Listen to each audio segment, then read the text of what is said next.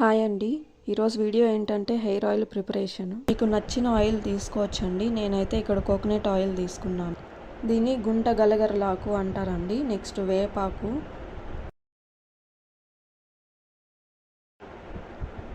తర్వాత మందారం ఆకులు అండ్ అలాగే కరివేపాకు ఆకులండి. అవన్నీ నీట్గా వాష్ చేసుకొని నేను కాసేపు ఎండలో ఎండబెట్టుకున్నానండి.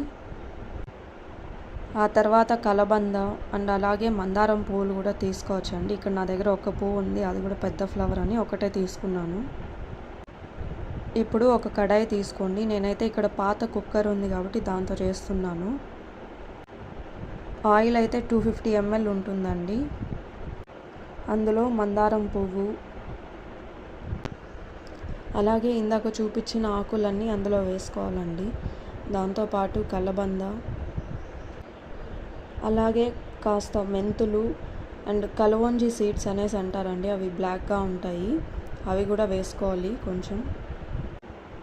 ఇలా ఆయిల్ ప్రిపేర్ చేసుకున్న తర్వాత ఆయిల్ని పెట్టుకొని 1 అవర్ తర్వాత హెడ్ బాత్ చేస్తే హెయిర్ బాగుంటుందండి. ఇందులో గుంట గలగరలాకు అని చెప్పుకున్నాం కదండి, దాన్ని ఇంగ్లీష్లో బ్రింగ్రాజ్ లీవ్స్ అంటారు. దానివల్ల ఆయిల్ అనేది బ్లాక్గా అవుతుంది మనకి. ఆ లీవ్స్ అనేది మనకి ఎక్కువగా విలేజెస్లోనే దొరుకుతుందండి. ఈ వానాకాలంలో ఇంకా బాగా దొరుకుతుంది. మీకు ఇంకా ఏదైనా డౌట్స్ ఉంటే నాకు కమెంట్ చేయండి, నేను చెప్తాను. సిమ్లోనే పెట్టి మనం బాగా ఉడికించుకోవాలండి ఈ ఆకులన్నీ. ఈజీగా ఒక 20 minutes పడుతుందండి. ఇది చల్లారిన తర్వాత ఒక బాటిల్లో తీసి మనం స్టోర్ చేసుకోవచ్చు. ఆ ఆకులన్నీ మనం మిక్సీకి వేసుకొని దాన్ని ఒక క్లాత్లో వడబోసుకోవచ్చండి. ఇందులో ఉసిరికాయ కూడా వేసుకోవచ్చండి. నాకైతే దొరకలేదు కాబట్టి నేనైతే వేయలేదు. ఇందులో కొన్ని ఐటమ్స్ మీకు దొరకకపోయినా మిగిలిన వాటితో చేయొచ్చండి.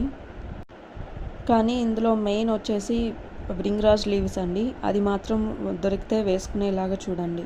బ్రింగ్రాజ్ లీవ్స్ వేసుకొని ప్రిపేర్ చేసుకున్న ఆయిల్ వల్ల మనం రెగ్యులర్గా యూస్ చేస్తే హెయిర్ అనేది కొంచెం బ్లాక్గా అవుతుందంటండి. కాబట్టి అది మెయిన్గా ఉండేలా చూసుకోండి. ఈ వీడియో మీకు నచ్చితే లైక్ చేసి కమెంట్ చేయండి. అలాగే నా ఛానల్ని సబ్స్క్రైబ్ చేసుకోండి. Thank you for watching.